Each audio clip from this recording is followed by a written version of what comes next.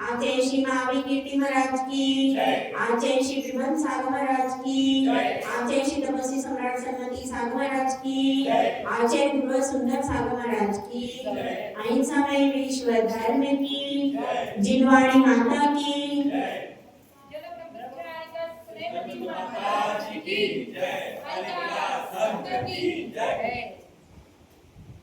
धर्म प्रेमी भव्यात्माओं, हर कार्य का फल हम अच्छा ही चाहते हैं। जिस कार्य का फल बुरा मिलता है, खराब मिलता है, उस कार्य को करने की किसी की भी इच्छा नहीं होती। तो यहाँ पर अब धीरे धीरे आचार्य श्री आपको बता रहे हैं कि सम्यक दर्शन से क्या क्या विभूतियां मिलती हैं। सम्यक दर्शन जो प्राप्त कर लेता है वह क्या बनता है? चक्रवर्ती बनता है और पूरी पृथ्वी का स्वामी बनता है। इस प्रकार से अब यहाँ पर शिष्य प्रश्न करता है कि गुरुदेव, यह परिग्रह, यह वैभव, यह धन संपत्ति तो नश्वर है, और सम्यक दृष्टि जीव को आप बता रहे हो कि इससे चक्रवर्ती पद मिलता है। तो इस संसार में विषय भोगों के लिए ही लोग क्या करेंगे? सम्यक दर्शन को धारण कर लेंगे कि हमें चक्रवर्ती पद मिल जाए, हमें पूरी पृथ्वी का साम्राज्य मिल जाए। इस इच्छा से लोग सम्यक दर्शन को धारण करेंगे। तो आप उनका निराकरण कैसे करो? तो गुरुदेव कहते हैं कि सम्यक दृष्टि जीव तो यह सारी संपत्ति को तुच्छ समझता है। क्या समझता है? तुच्छ समझता है। और लक्ष्मी की यह आदत है कि जो इसके पीछे भागता है वह उससे मुंह फेर करके चली जाती है। जो उसकी चिंता छोड़ देता है वह उसके पास आती है। तो इसलिए लक्ष्मी कभी पुण्य की दासी, लक्ष्मी के लिए क्या कहा जाता है? लक्ष्मी तो पुण्य की दासी हुआ करती है। इसलिए वह विशिष्ट पुण्य का धारी जो वास्तविक सम्यक दृष्टि जीव होता है उसकी कभी भी ये महलों पर दृष्टि नहीं रहती, धन वैभव और मणियों पर दृष्टि नहीं रहती। उसकी दृष्टि तो अपने अनंत चतुष्टय के ऊपर होती है। वह तो इन्हें तुच्छ गिरता है। और ऐसा नहीं है कि सम्यक दृष्टि जीव चक्रवर्ती पद को पाने के लिए कुछ मंत्र जाप करता है या साधना करता है, वो ऐसा कुछ भी नहीं करता। वह तो सिर्फ भगवान की भक्ति करता है और उस भक्ति के प्रसाद से अपने आप सारी चीजें, जो ऐसा सोचेगा कि मुझे चक्रवर्ती का पद चाहिए, मुझे विषय भोग चाहिए, वह तो सम्यक दृष्टि है ही नहीं। जो भगवान की भक्ति कर रहा है, मिथ्यात्व का त्याग कर रहा है, उसकी इच्छा क्या है? मैं चक्रवर्ती बन जाऊं। जो इच्छाओं का दास बना हुआ है, विषय भोगों का के लिए सारी भक्ति कर रहा है, वह अभी सम्यक दृष्टि नहीं। क्योंकि सम्यक दृष्टि को तो सिर्फ भगवान की भक्ति से मतलब है। वह तो समर्पण करता है, सम्यक दृष्टि समर्पण करता है, सवाल नहीं करता। सम्यक दृष्टि क्या करता है? समर्पण करता है, सवाल नहीं करता। वह तो कहता है और कोई डिमांड भी नहीं करता, ना सवाल करता है ना डिमांड करता। वह तो बस भगवान आप मेरे हो और मैं आपका भक्त और आप मेरे भगवान, बस। उसको कुछ नहीं चाहिए। उसको तो बस भगवान का मुख देख करके, भगवान की भक्ति करके ही वो प्रसन्न हो जाता है। उसको कोई भी वैभव की इच्छा, उसके लिए भगवान की भक्ति ही सबसे बड़ा वैभव होती है। तो इसलिए उसको तो चाह ही नहीं होती विषय भोगों की। और जब तक विषय भोगों की चाह के लिए ही हम भगवान की भक्ति कर रहे, वो बात एक अलग है कि कभी कोई विपत्ति आ जाए और हमारे आंखों से आंसू भगवान के सामने टपक जाए वो अलग परिस्थिति है, उसकी बात नहीं हो।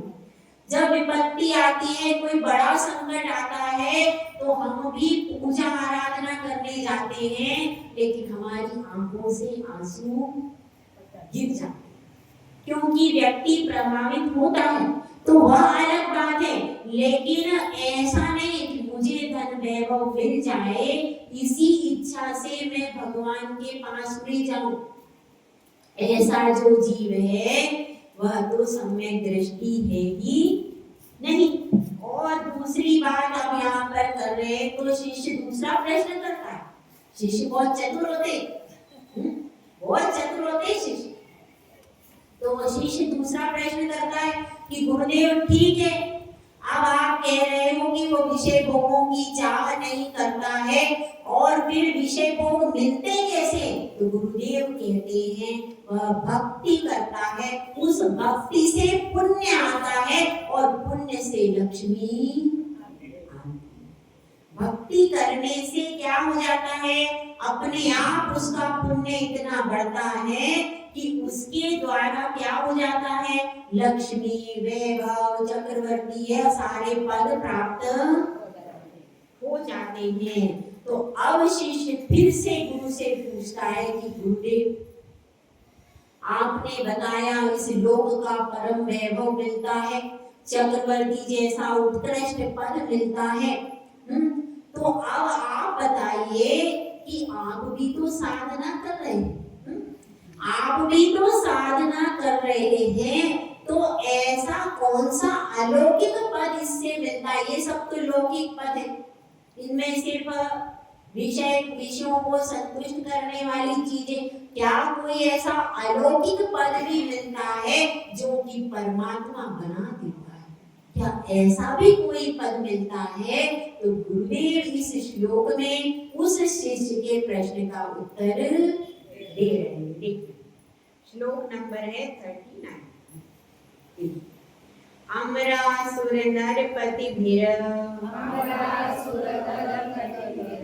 यमधरपतिभिष्टनूतपादाम्भोजा दृष्ट्या सुनिश्चितार्था भ्रष्टग्रधरा भवन्ति लोकशरण्याः।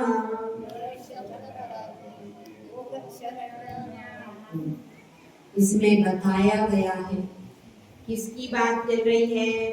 दृष्टिवा सुनिश्चितार्था, जिसकी दृष्टि कैसी हो गई है? जिसकी दृष्टि में अर्थ यानी सात तत्व, 6 द्रव्य, 9 पदार्थ, इनके स्वरूप का निश्चय हो गया।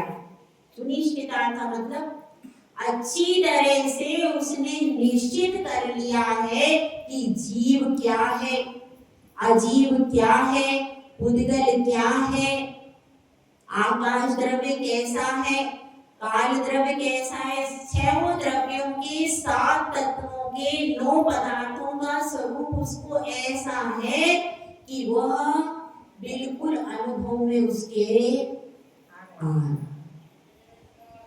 तो इसलिए यहाँ पर बताया है दृष्टवा सुनिश्चितार्थ, अच्छी तरह से उसको तत्वों का स्वरूप हृदयंगम हो गया। और क्या बताया? अब इसके बाद बताया भ्रष्टग्रधरा, जो भ्रष्ट का अर्थ होता है धर्म, कामादिक कर भ्रष्टे चिगते धर्मी को सुधिरावे। इसमें आया भाई छेड़ा। भ्रष्ट का अर्थ होता है धर्म, वृषभनाथ भगवान बोलते हैं अपन। वृषभनाथ भगवान का मतलब क्या है? जो वृष अर्थात धर्म को धारण करते हैं उनको क्या कहते हैं? वृषभनाथ भगवान। तो वृष का अर्थ क्या हो गया? धर्म। वृष चक्रधरा, वृष चक्र का अर्थ होता है धर्म चक्र, ये भी चक्र हो गया, धर्म का चक्र। तो अब यहाँ पर बात चल रही है किसकी? तीर्थंकर की। तीर्थंकर जो होते हैं अमर, अमर मतलब जन्म मरण नहीं, अमर का अर्थ देव। कौन से देव? वैमानिक देव।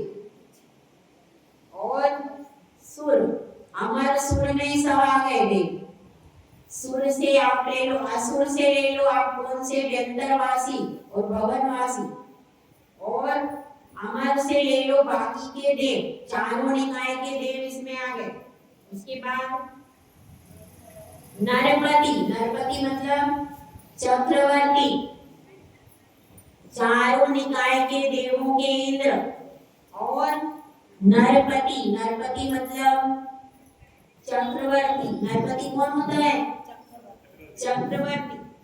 उसके बाद यमधरपति, यमधरपति किसको कहते हैं बताइए भाई? हाँ बताओ, यमधरपति किसको कहते हैं? गणधर को। गणधर का नाम क्या है भाई? एक और नाम गणधर का, यमधरपति कहते हैं गणधर को। यमधरपति मतलब आप वो यमराज समझते हो, दूसरा वाला। वो जीवन, वो नियम में पक्के, यम जीवन भर के लिए और रिद्धि के धारी हैं, और जिन्होंने यम को भी मुट्ठी में कर लिया है, क्योंकि गणधर भी उसी भाव से मोक्ष में जाते कि नहीं, तो उन्होंने यम को भी मुट्ठी में कर लिया। कोई यमराज बोले तो बना, हमारे यहाँ भी यमधरपति आता है, हमारे यहाँ भी आता है यमधरपति। यमधरपति विषय नूत पादम भोजा, जिनके चरण कमल में, जिनके चरण कमल में ये सब झुक जाते हैं। कौन? चारों निकाय के देव, चक्रवर्ती और गणधर, सबके जो नाथ हैं, सबके जो स्वामी हैं, वो क्या है? और धर्म चक्र जिनके आगे आगे चलता है, सर्वाण यक्ष लेकर के उस धर्म चक्र को आगे आगे चलता है। एक सुदर्शन चक्र चलता है, किसके आगे? चक्रवर्ती के आगे चलता है सुदर्शन चक्र, और तीर्थंकर के आगे चलता है धर्म चक्र लेकर के। उनके आने की सूचना मिलती है काहे से? कि धर्म चक्र आ रहा है, इसका मतलब तीर्थंकर प्रभु भगवान विहार कर रहे हैं। सर्वाण यक्ष, सर्वाण यक्ष, सर्वाण यक्ष जो होता है वो आगे आगे धर्म चक्र को लेकर के, और आपने समोसरण देखा हो तो एक देव सिर पे चक्र लेके खड़ा रहता है, उसका नाम है। तो वह सिर पर चक्र लेकर आगे आगे चलता है, उसको देख करके क्या लोग समझ जाते हैं कि तीर्थंकर प्रभु आ रहे हैं बिहार में। अब यहाँ पर बताया है लोग शरण, और तीनों लोगों के लिए शरणभूत होते हैं। कौन? तीर्थंकर। सबसे बड़ी पुण्य प्रकृति कौन सी है भाई? तीर्थंकर। एक बार तीर्थंकर बन जाओ, कुछ भी बनने की जरूरत फिर। उत्कृष्ट भोग, उत्कृष्ट योग और मोक्ष, सब काम बड़े बड़े हैं वहां पर, कोई छोटा काम, तीर्थंकर कोई छोटा काम नहीं करते, उनके सब बड़े बड़े काम होते। तो अब इसमें बताया खाली विषय भोगों के लिए नहीं है सम्यक दर्शन, जो सम्यक दृष्टि होते हैं उन्हीं को तीर्थंकर प्रकृति का बंध होता है। पढ़ाना अपन ने आज, तीर्थंकर प्रकृति के बंध के लिए नियम है, सम्यक दृष्टि जीव को ही तीर्थंकर प्रकृति बंधती है। मिथ्या दृष्टि कितना ही प्रयास करे, उसको तीर्थंकर प्रकृति जैसा बंध होने वाला नहीं। तो सबसे, इसलिए सबसे बड़ी पुण्य प्रकृति सम्यक दर्शन, और जो पद है सबसे बड़ा पद कौन सा? तो सबसे बड़ी पुण्य प्रकृति के साथ सबसे बड़ा पद, उत्कृष्ट व्यक्ति को उत्कृष्ट सीट मिलती है। तो इसलिए यहाँ पर दोनों का कॉम्बिनेशन, जैसे आप कॉम्बिनेशन करते हो, कलर कॉम्बिनेशन करते हो और डेकोरेशन में कॉम्बिनेशन करते हो, इसमें चादर के साथ में कौन सा जचेगा, सोफे के साथ में कौन सा जचेगा, ड्रेस के साथ में कॉम्बिनेशन, ऐसा यहाँ पर भगवान ने भी कॉम्बिनेशन के साथ में 2 चीज दी। कौन सी? सम्यक दर्शन रूपी पुण्य प्रकृति है तो तीर्थंकर प्रकृति का बंध होगा। यदि आपको सम्यक दर्शन नहीं है तो कितने ही हाथ पैर मारोगे, तीर्थंकर प्रकृति बंधने वाली नहीं। इसीलिए इसमें लिखा है, अच्छी तरह से जिन्होंने तत्वों का अभ्यास कर लिया है, जो आत्मा और शरीर को अलग अलग जानते, वो कौन होंगे? वही तीर्थंकर प्रकृति का बंध कर सकता है। ये बात यहाँ पर बताएं। तो अब इसमें क्या समझना है? यह समझना है कि यह जो कॉम्बिनेशन है, इस कॉम्बिनेशन के लिए अपने को सम्यक दर्शन चाहिए। कहते हैं पुण्य फला अरिहंता। पुण्य है कि उपादेय है भाई? हाँ भाई, मुझे पुण्य है कि उपादेय? उपादेय बताया कि है बताया? उपादेय कहते हैं पुण्य। हाँ भाई, इधर बताइए दिव्या जी, पुण्य छोड़ने योग्य कि ग्रहण करने योग्य है? एक ने आंसर दिया तो दूसरे वाले सब एक ही करते, कॉपी करते क्या? मैं तो जितना आप आए तो थोड़ा समझ में आ गया। हाँ भाई, हाँ इधर सुनवाजी भाई, पुण्य छोड़ने योग्य कि ग्रहण करने योग्य? छोड़ने योग्य। देखो सुनवाजी सब पुण्य छोड़ चुकी है, पुण्य है कि? हाँ भाई प्रतिभा जी बताओ, पुण्य छोड़ने योग्य कि ग्रहण करने योग्य? जब तक संसार में तब तक ग्रहण करने योग्य, जब सिद्ध होना है तब छोड़ने। देखो पुण्य कब तक ग्रहण करने योग्य है? पुण्य तो ग्रहण करने योग्य है आपके लिए, क्यों? पाप तो ग्रहण करने योग्य है ही नहीं। पाप कब तक है? पाप छोड़ने योग्य है, ग्रहण करने योग्य? पाप छोड़ने योग्य ही है, वो तो कभी भी ग्रहण करने योग्य है ही नहीं। और पुण्य क्या है? पुण्य कथनचित पादेय है। कब तक पादेय है? जब तक अरहंत पद की प्राप्ति नहीं हो जाती तब तक पुण्य करना है। अरहंत पद की प्राप्ति हो गई, उसके बाद आपको पुण्य की जरूरत। आत्म ध्यान के लिए भी वर्ज वृषभ नारा सेवन चाहिए, ऐसे वैसे को नहीं हो जाएगा। शक्ति नहीं होगी तो ध्यान में बैठोगे, कर ही नहीं पाओगे, इतनी एकाग्रता नहीं बनेगी। उत्तम सेने से कागर चिंता निरोधो ध्यान मात्र होता। उत्तम सेनन वालों के ही ध्यान होता है। तो इसलिए क्या है, सारी चीजें पुण्य प्रकृतियां चाहिए आपको। और अगर पुण्य प्रकृति नहीं होती, दीक्षा हो ही नहीं पाएगी, सम्मेद शिखर के दर्शन नहीं होंगे, और तो और मंदिर के दरवाजे से ही आप लौट जाओगे, मंदिर के अंदर भी नहीं जा सकते। अगर पुण्य प्रकृति, पुण्य यदि नहीं है तो भगवान के दर्शन करने की इच्छा ही, सारी चीजें पुण्य से ही होंगी। इसलिए पुण्य तो कथनचित उपादेय है, लेकिन कब तक? अरहंत बन जाओ। अरहंत बनने के बाद फिर पुण्य, फिर आपको पुण्य करने की जरूरत ही, क्योंकि सब समोसरण रूपी लक्ष्मी सामने बैठी, अब क्या करना है? सब कुछ है सामने। तो उसके बाद फिर अरहंत भगवान तो स्वाहा करते, किसको? कर्मों को। अखातिया कर्मों को स्वाहा कर देते, उसको जला देते। ठीक है? अच्छी प्रकृति तो भी छोड़नी पड़ती है। छोड़नी तो पड़ती, क्योंकि स्वभाव नहीं है। कितनी अच्छी प्रकृति हो पर स्वभाव नहीं है तो छोड़नी ही पड़ेगी। ठीक है? तो अब यहाँ पर बात चल रही है कि इस प्रकार से वो कौन बनते हैं? तीर्थंकर बनते हैं। तो अब शिष्य पूछता है कि गुरुदेव, सारे बड़े बड़े ऊंचे पद हो गए सम्यक दृष्टि को, और तो अब क्या पदों से ही सब कुछ मिलता है कि बिना पद के भी मिल जाता है? और क्या क्या मिलता है? इस सम्यक दर्शन से बस इतना ही मिलता है। चक्रवर्ती बन जाते हैं, तीर्थंकर बन जाते हैं, इसके अलावा और भी तो कुछ मिलता होगा तो गुरुदेव इस गाथा को बताते हैं। देखिए, शिवम जन्मरुजमक्षये माव्यापादं विशोकभयशङ्कं काष्ठागत सुखविद्या विभवं विमलं भजन्ति दर्शन शरणाः। जिन्होंने दर्शन की शरण लिए, सम्यक दर्शन की जिन्होंने शरण लिए, वो क्या करते हैं?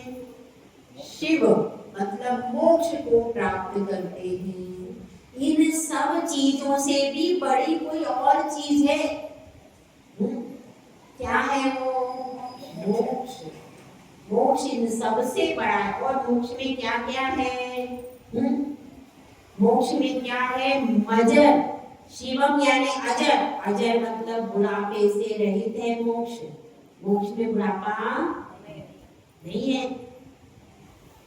और अरुज, अरुज मतलब रोग से रहित है, बुढ़ापे से, रोग से रहित है। अक्षय, अक्षय यानी कभी भी नष्ट नहीं होता। एक बार जो मोक्ष को प्राप्त कर लेता है, एक बार जो मोक्ष को प्राप्त कर लेता है, वह पद, सिद्ध पद पर एक बार बैठ गया तो फिर वो पद कभी नीचे गिरने वाला।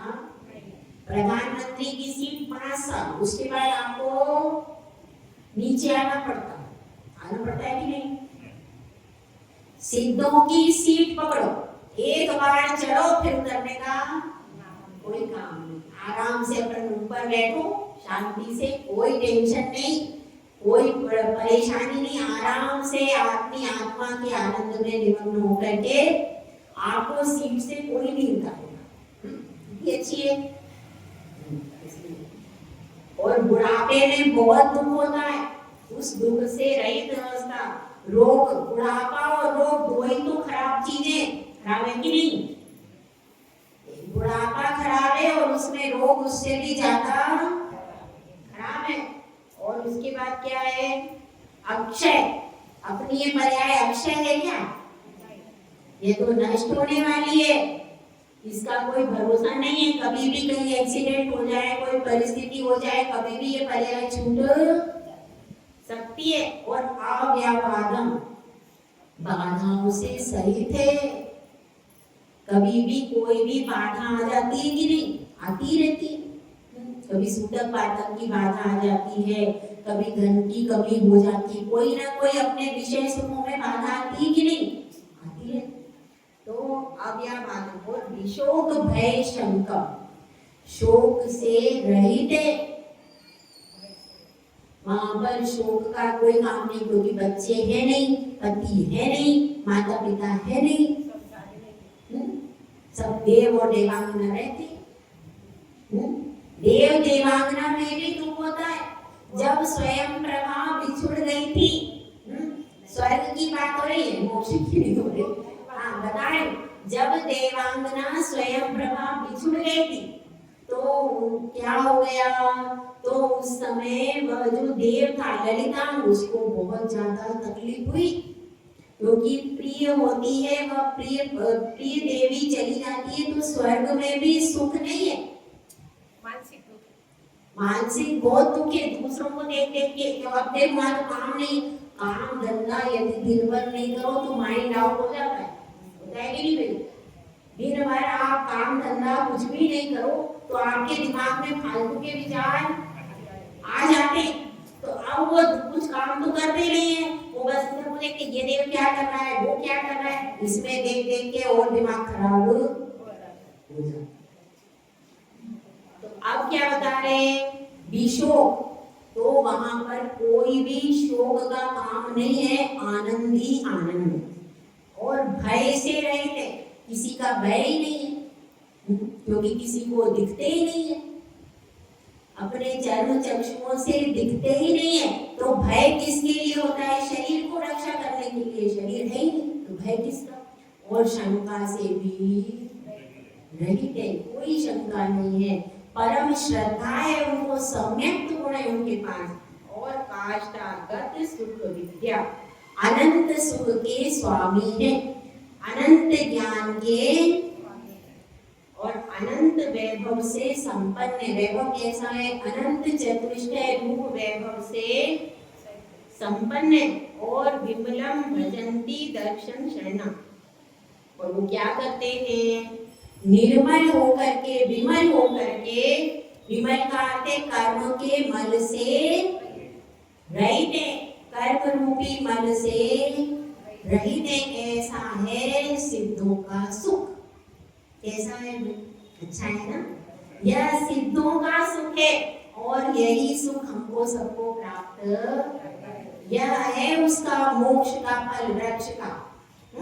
ये वृक्ष का मोक्ष का फल है। और यह जो आपका अमृत है, जो आपकी मिश्री है, उससे भी ज्यादा मीठा है। ये सब चीजें तो छूट जाती हैं, लेकिन जब आत्मा से सुख मिलता है वो कभी भी बिछोड़ने वाला नहीं। अपन एक और कारिका लेकर के इसको आज पूर्ण कर देखो। गाथा नंबर श्लोक नंबर 41। देवेंद्र चक्र महिमान ममेयमानम्,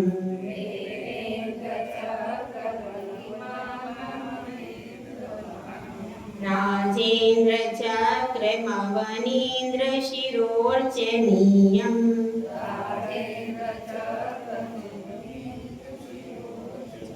धर्मेंद्र चक्र मथिरीकृत सर्वलोकम्,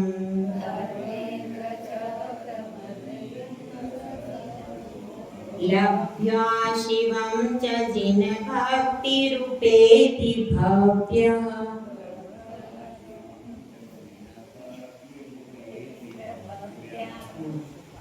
इसमें बताया गया है। अब यहाँ पर उपसंहार कर दिया कि ऐसी कोई चीज नहीं है जो कि सम्यक दर्शन से प्राप्त न हो पाए। इस लोक की पूरी संपत्ति मिलती है, परलोक की भी मिलती है, और उसके बाद मोक्ष का सुख भी प्राप्त होता है। मतलब इस दुनिया में सबसे बड़ी कामधेनु, सबसे बड़ा रत्न कौन है? सम्यक दर्शन। देखिए बताया, देवेंद्र चक्र मतलब इंद्रों का समूह। चक्र का अर्थ होता है समूह। सिद्ध चक्र मतलब क्या है? सिद्धों का समूह। चक्र का अर्थ एक चक्र भी होता है और समूह भी होता है। तो देवेंद्र चक्र महिमान ममीयमान, जो देवेंद्रों के, देवों के भी जो इंद्र हैं, उनमें भी वो महिमा को प्राप्त होता है। अपरिमित महिमा को प्राप्त होता है। कौन? सम्यक दृष्टि। और कौन? जिन भक्ति रूपे की, जिन्होंने जिन भक्ति को अपने हृदय में उत्पन्न किया है, जिन्होंने जिन भक्ति को प्रकट किया है, ऐसा जो भव्य जीव होता है। भव्य किसको कहते हैं? जो सम्यक दर्शन को प्राप्त कर सकता है वो भव्य है। मोक्ष में जा सकता है, ये आंसर भी सही है। लेकिन अभी सम्यक दर्शन का प्रकरण चल रहा है। जो पहले गुण स्थान को क्रॉस कर सकता है वो कौन है? वो भव्य। और जो पहले में ही रहता है वो भव्य भी हो भी सकता है और नहीं भी हो सकता। ठीक है। लेकिन जो और जिसने चतुर्थ को स्पर्श कर दिया है वो नियम से भव्य है और उसने अपनी भव्यता को प्रकट कर दिया है। तो इसमें क्या कह रहे? देवेंद्र चक्र महिमान ममीयमानम्, राजेंद्र चक्र मवनीन्द्र शिरोर्चनीयम्। और देवेंद्रों के समूह से वंदित है, वंदित होता है कौन? जो कि जिनेंद्र भगवान की भक्ति करता है। उसके बाद राजेंद्र चक्र मवनीन्द्र शिरोर्चनीयम्, जो कि चक्रवर्ती का जो चक्र होता है, राजेंद्र मतलब चक्रवर्ती, वह चक्र भी कैसा होता है? उसके आगे उसकी वंदना करता है। और धर्मेंद्र चक्र मथलीकृत सर्वलोकम्, और धर्म रूपी चक्र से वह तीनों लोगों पर क्या कर लेता है, विजय पताका फहराता है। फिर उसके बाद क्या करता है, उसके बाद लब्ध्वा शिवम च जिन भक्ति रूपेति भव्या, और उसके बाद शिव अर्थात मोक्ष को प्राप्त करता है। कौन, जिन्होंने जिनेंद्र भगवान की भक्ति को हृदय में प्रकट किया है वह। मतलब जिनेंद्र भगवान की भक्ति सम्यक दृष्टि के हृदय में रहती है। ऐसा कोई सम्यक दृष्टि नहीं हो सकता कि मैं मंदिर में नहीं जाता हूँ मेरा मन शुद्ध है। ऐसे भी लोग होते हैं कि मंदिर में क्या होना है, क्या करना है, मेरा मन तो शुद्ध है। ऐसा भी लोग कहते हैं, तो वे सम्यक दृष्टि कभी नहीं हो सकते। सम्यक दृष्टि तो मछली की तरफता है, तुम बिन मैं व्याकुल भयो जैसे जल बिन, समझ लेना।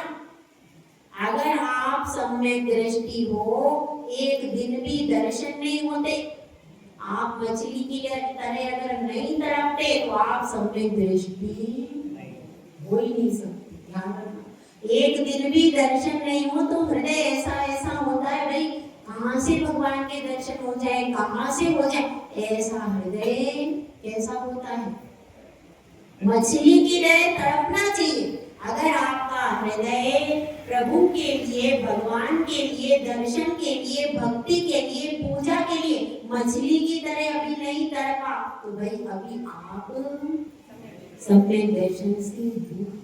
ये सम्यक दृष्टि की पहचान। बाहर का दिखावे की बात अलग है, बाहर का दिखावा तो कोई भी करे, लेकिन अगर अपना मन तड़प रहा है, जैसे अपने बच्चे के लिए तड़पता है ना, वैसा भगवान के लिए तड़पता है, तो समझना अभी आप सम्यक दृष्टि हो। ये बात याद रखिए।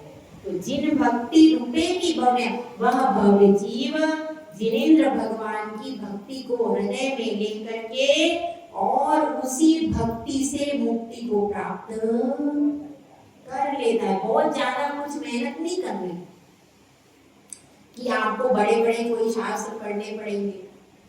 अगर आपके हृदय में सच्चे हृदय से यदि भक्ति भी करोगे ना, तो आपका सम्यक दर्शन फिक्स, लेकिन सच्चे हृदय से होना चाहिए, छल कपट वाली भक्ति नहीं होना चाहिए। तो इस प्रकार से अपना यह जो शास्त्र है, यह आज क्या हो गया, पहला अधिकार इसका 41 गाथाओं का पूरा हो गया। अब आपको कल से रिवीजन चालू होगा। कल से आप लोग थोड़ा सा अगर जल्दी आ सके तो रिवीजन जल्दी स्टार्ट कर दो, 7:15 से, ठीक है। कल से 7:15 बजे ठीक इसका रिवीजन चालू हो जाए।